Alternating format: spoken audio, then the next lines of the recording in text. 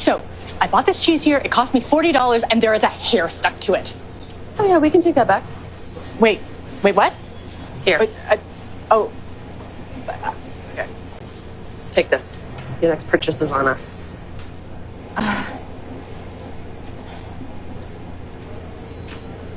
Did you want to fight? Yes, please. I would like to have a little bit of a fight. Sure. Yeah. Where's your receipt? I don't have a I receipt. can't take it back without a receipt. Oh yeah. Well, the name of the store is stamped on the cheese. Okay. How do I know you didn't just beat up somebody and steal it? Who does that? You might. Really? Yeah, you look like the kind who might. I am going to go on Yelp and I am going to give this place a scathing review. Scathing. I'm going to blow up the internet. I'm going to break it. Oh my God, you scared me so much. Please Yeah. take our money. Leave the cheese. Thank you. Thank you. Was that so hard? It's called customer service. Fine. Thank you. Fine. Thank you. That was You're really so welcome. A lot of people really like that. Sometimes you just want to have a little fight. Sometimes you want to be heard in your complaints. This video for me kind of sums up what a lot of us kind of experience in life. It's almost this universal experience where maybe there's something that comes up. Maybe you're hit with something that's a little bit offensive. Maybe you come up against something that's a little bit tough. Could be something minor, could be something major. But you have this desire, this feeling like you gotta complain. Like you wanna complain about something, that you wanna vent as much as humanly possible. We even came up with that term venting to make complaining a little bit more socially acceptable. We say we vent, we don't complain. We vent our frustration and our anger. We're even sometimes taught that venting is this good and positive thing because it helps us to get the feelings off our chest. We complain about it, we talk about it, and then we get that anger and that anxiety out. And that allows us, we're told, to let go of some of that frustration and some of that anger. There's even a theory that was coined a while back called the catharsis theory that said that if we talk about these types of things, that will give us some level of catharsis, some resolution to those negative feelings that we have. Conventional and popular wisdom tells us that in order to deal with our emotions, we have to talk them out, we have to bring up, we have to vent all that anger and that frustration. But back in 2024, there was a study that showed something very, very different from what popular wisdom told us is true. Researchers at The Ohio State University analyzed actually 154 different studies that looked at anger and how venting impacted people's anger. And what they found was that not only did venting and complaining not reduce people's anger, it actually often increased their anger. It made them madder. It made them more angry at whatever it was that they were angry with. One of the senior authors of that study, his name was Brad Bushman, he even once wrote, "I think it's really important to bust the myth that if you're angry, you should blow off steam, get it off your chest. Venting anger might sound like a good idea, but there's not a shred of scientific evidence to support catharsis theory." Not a shred of scientific evidence. What the evidence actually shows is that while venting and complaining promises to reduce our anger, to bring us some catharsis, to allow a little bit more joy in our life, what we find is that it actually has the opposite effect. That the more that we vent, the more that we complain, the more that it actually locks us into a life without joy. We get locked in the jail cell of complaint, where joy is impossible. And we find in the book of Philippians that the fourth jail cell that we're going to talk about is the jail cell of complaint. And what's fascinating about this is that Paul really did seem to know that venting and complaining doesn't actually have a positive impact. He knew that 2,000 years ago. In the book of Philippians, Paul writes this to his friends. He says, "Dear friends, you always followed my instructions when I was with you, and now that I am away, it is even more important. Work hard to show the results of your salvation, obeying God with deep reverence and fear. For God is working in you, giving you the desire and the power to do what pleases him. Do everything without complaining and arguing so that no one can criticize you. Live clean, innocent lives as children of God, shining like bright lights in a world full of crooked and perverse people. Hold firmly to the word of life. Then on the day of Christ's return, I will be proud that I did not run the race in vain and that my work was not useless. But I will rejoice, even if I lose my life, pouring it out like a liquid offering to God, just like your faithful service is an offering to God. And I want all of you to share that joy. Yes, you should rejoice, and I will share your joy. Now, even though Paul was in a position where he had every right to complain, he is in prison.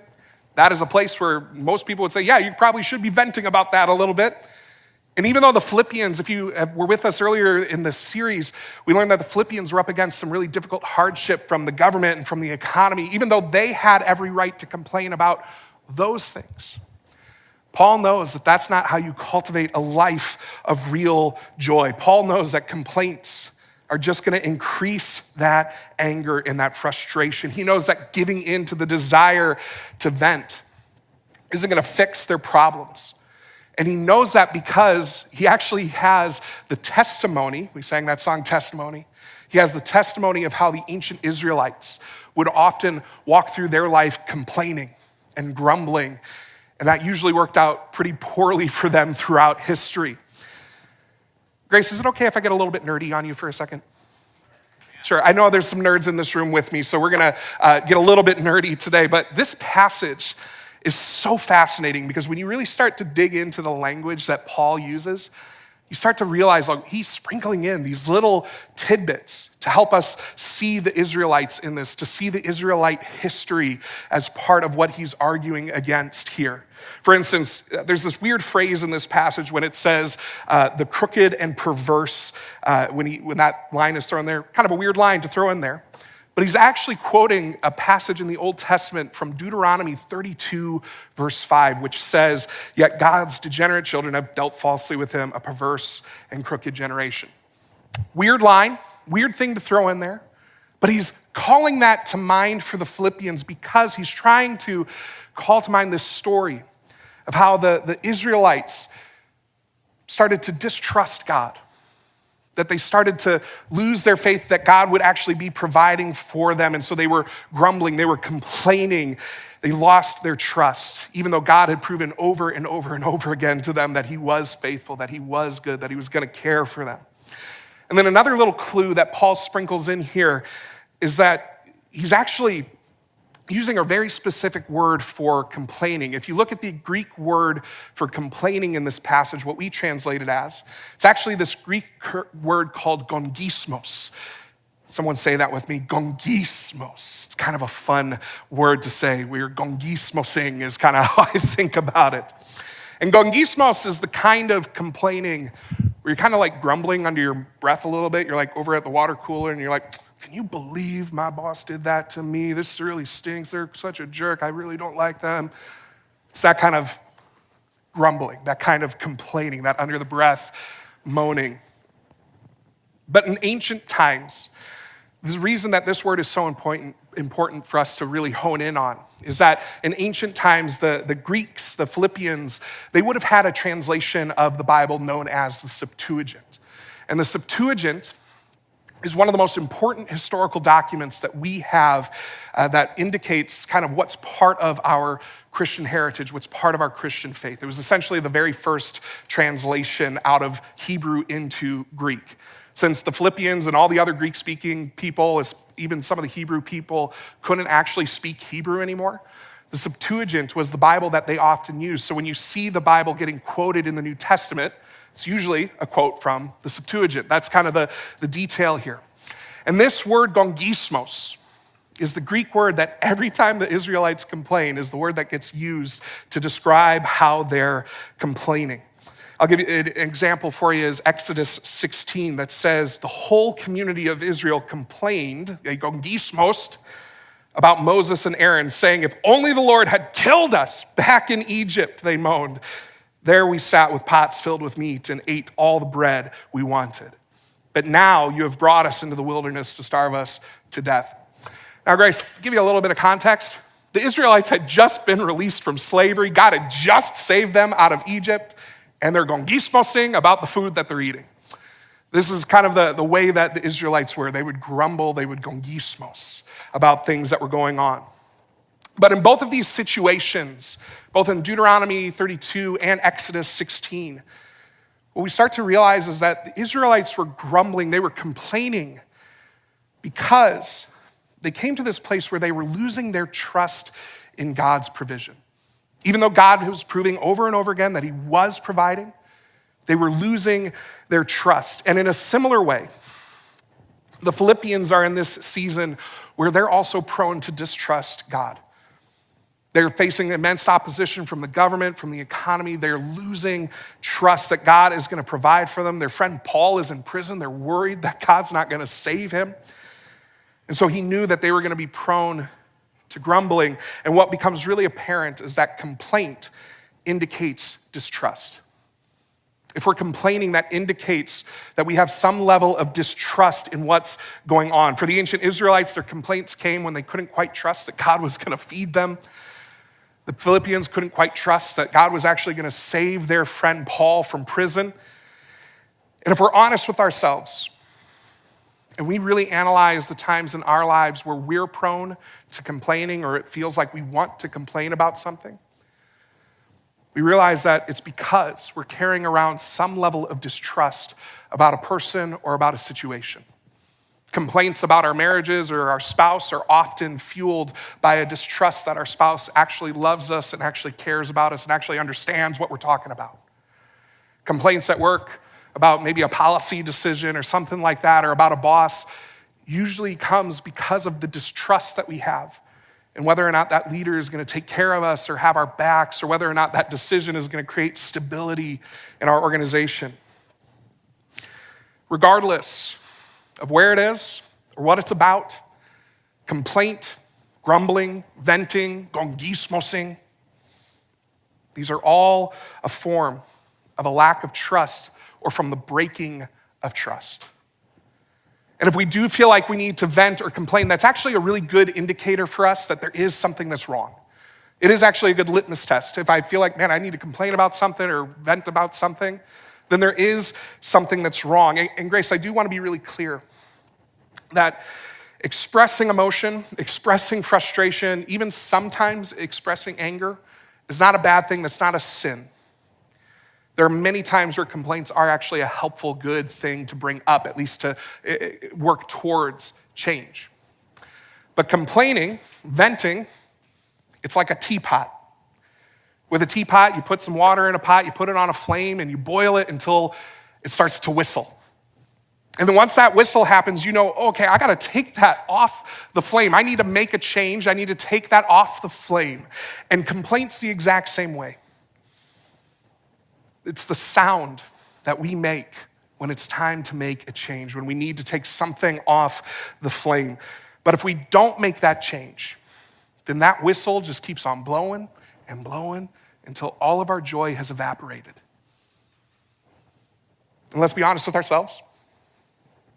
If we do just kind of let that whistle on the teapot keep on blowing, it's gonna get annoying. It's gonna get annoying, and to be honest, it may even damage the pot because we've let it just sit on the fire for so long. And it's the exact same way with complaint. If we keep letting that vent and that sound come out, if we just keep venting and venting, it becomes incredibly annoying and potentially damaging to the relationships and to the organizations that we're a part of. And the truth is that complaint doesn't just indicate distrust, it actually enhances distrust. Complaint makes us distrust more. When we complain, we're actually solidifying those negative viewpoints that we have. It actually makes it easier for us to have these distrusts, this distrustful feeling around the people. And even if we get new information that should alleviate that distrust, we can't do it. We've built up too much negativity in our head. And the more that we complain and gongismos, the more that it becomes easier and easier to believe that everything about a person or a situation is untrustworthy. In the world of psychology, there are these things called philosophical razors. Has anybody heard about these before, philosophical razors? A couple of you. Essentially what a philosophical razor is, if you don't know, there are these rules in philosophy that essentially allow you to razor away or to cut away the things that are maybe making the truth hard to see. A razor, a philosophical razor, helps you see truth more clearly. And my favorite philosophical razor is a razor called Hanlon's razor, which simply says, never attribute to malice that which can be explained by stupidity. It is my favorite razor. I love that. I can't tell you how many times when I'm in the midst of ministry, someone says something kind of offensive, and I'll just say, never attribute to malice what can be explained by stupidity. It's just easier to kind of cut away the truth that people aren't as malicious or as out to get us as we often think they are. But when we're in the mode of complaint, when we've been complaining, we're not even able to see a situation with that level of snark. We just simply start to believe that, no, they are malicious. They are out to get me. They are untrustworthy. And often we tell ourselves that complaining or venting is how we get things off our chest. It's how we make ourselves feel better. But just like that study showed, that's just not the case. Studies show that the more that we complain, the more that we feed into that distrust, the harder it becomes to actually see the truth of a situation. Venting actually leads to rumination, which is a jail cell for our joy. Rumination is how we lock ourselves away from a life of real joy. But when we complain, we're not just enhancing our own distrust.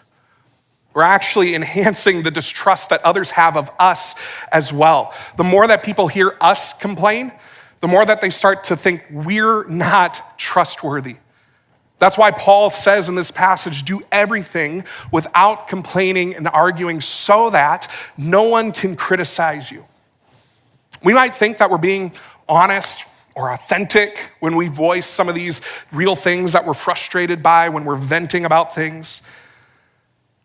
We may think that because we're being honest and authentic, that makes us more trustworthy. But it actually has the opposite effect. It actually only causes more distrust. Far from being this authentic, real, raw emotion that you're sharing that's gonna make people trust you a little bit more, people just start to think, man, I wonder if they complain about me as much as they complain about this other person. They start to think, is this person safe to talk to? I don't know if they are. They seem like they do a lot of complaining, and all of a sudden your complaining has caused people to distrust you.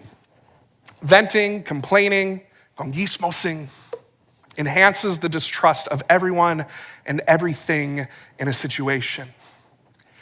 But luckily for us, Paul gives us a key. He gives us a key to unlocking a life of real joy. Paul writes again, work hard to show the results of your salvation, obeying God with deep reverence and fear. For God is working in you, giving you the desire and the power to do what pleases him. And what Paul is saying here is that instead of just sitting around and complaining and venting, grumbling, gogismosing, that instead we should be working towards the kind of life and the kind of world that honors God. What Paul wants us to see is that the key to a jail cell of complaint is the key of intentionality. The key of intentionality, not just to point out and say, hey, that's wrong or that doesn't work, I'm complaining about that, but to actually then look for solutions, to start coming up with ways that we make life better. Not just complaining or venting, not just saying, hey, I just need you to listen, but then actually working towards a solution. One of our core doctrines as Christians is that we believe in salvation by faith alone. It's one of the kind of statements that we often make. It even has this cool Latin phrase where we say sola fide, salvation by faith alone. And if you don't know what that means, essentially all that means is that all of us can have confidence in the salvation that Jesus offers because he was the one doing the work of salvation. None of us, no matter how successful or how cool we are, no matter how much good we put into this world, none of us can ever earn our salvation. Jesus freely gives it. There's no amount of good that we can do that will heal all of the pain that sin has caused in our world.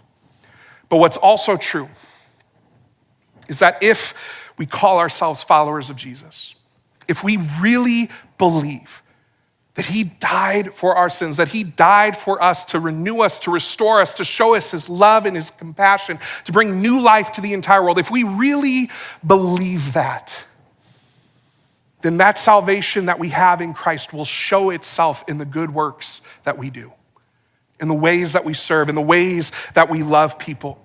Sometimes we're sold this lie here in America that once you put your faith in Jesus, that's good. It's all good. You don't have to worry about it anymore. God will take care of it. Just go about your life. And there is a half truth in there. God did take care of it. He took care of that sin. He took care of your shame. He took care of the pain that you're walking around with. But that's not the whole truth. Because God wants us to live out his grace and mercy in our world in powerful ways. He wants us to show the work that he has done. And if we really understood what Jesus did, if we really understood the salvation that he offers, none of us would be ever content to sit around. And we should all be appalled if we sit around and complain. God calls us to do the good work. And when Paul says we work hard to show the results of our salvation, he is calling us to actually live out how that salvation has empowered us and impacted us, not out of an obligation, but because we know how good God is, because we trust that his love is for us. And what that means for us practically is that in the places where we are tempted to complain, to gongismos, to grumble, whatever it is, we instead come up with real, tangible solutions for how we can show the grace and the love and the mercy and the joy of God. It means instead of just complaining about your relationship or something that you don't quite like, you instead work really hard to be able to learn your spouse's or your significant other's love language. You learn how your kids need to feel love. You express to them like, hey, this is how I feel love. You come up with intentional solutions. You have a specific time where you meet people with love and with grace. It means in our workplaces that instead of just complaining around the water cooler about whatever the latest policy decision is, that you instead actually work towards coming up with strategies or solutions that make everything better for your team, that supports the leader, even if you don't totally trust that leader in that moment. For some of us, it means choosing to honor and respect that person that really offended us and hurt us, even though we would really love to complain about them behind their backs. They may even deserve some complaints, and yet we choose not to because we want to show the love and the compassion of Jesus. And when we live into this kind of intentionality, it starts to unlock a level of joy that isn't possible when we live in that world of complaint. In another one of his letters, Paul wrote, "Do not be deceived. God cannot be mocked. A man reaps what he sows, and whoever sows to please their flesh from the flesh will reap destruction. Whoever sows to please the Spirit from the Spirit will reap eternal life. Let us not become weary in doing good, for at the proper time we will reap a harvest if we do not give up." And in a similar way, if all we do is sow complaint, we'll always reap dissatisfaction and disappointment. But if we sow with intentionality, we'll reap joy and progress. And Grace, I really want you to imagine with me what our world would look like if we actually lived with this kind of intentionality, if all of us could really live into this kind of intentionality. All of us see how negative our world has gotten. All of us see how on social media and on our news feeds, everyone is just sitting there complaining about everything. Whoever their least favorite person is, whatever their policies are, they're just complaining about the other side. And I can go on YouTube right now, and there are dozens, if not hundreds, of different videos about whatever the latest buzzwords are, just people complaining about them. And all of that complaint has created an incredibly toxic culture that we're all just trying to wade through. We're all just trying to make it to the other side of whatever this muck and mire is. But imagine if we chose to stop the complaints and instead chose to work on real solutions that had others in mind. Not just joy for ourselves, but joy for many. So often I see people online, they're claiming that they're fighting for something that they believe in, when really they're just complaining. But a real intentional work leads towards a real life change, a real world change that can bring joy to everyone. And when we can do that, we'll be like what Paul calls us to do. We'll be those lights that shine brightly to our world. And so this week, we want to practice being intentional. We want to practice living into this key of joy. And so I ask you just to find one way where you can intentionally show love to a significant other, to one of your kids, to a coworker, to a friend. Show love in an intentional way. Show them God's grace and compassion. If you have some problem at work, come up with some way to find a solution or give some ideas on how to work towards progress versus just sitting at the water cooler. When you complain, when you feel yourself complaining or when you hear complaint coming up, find a way to divert that energy towards something that's constructive. We want to be those that are intentional. Let's not fall victim to the feelings of complaint. Let's pray.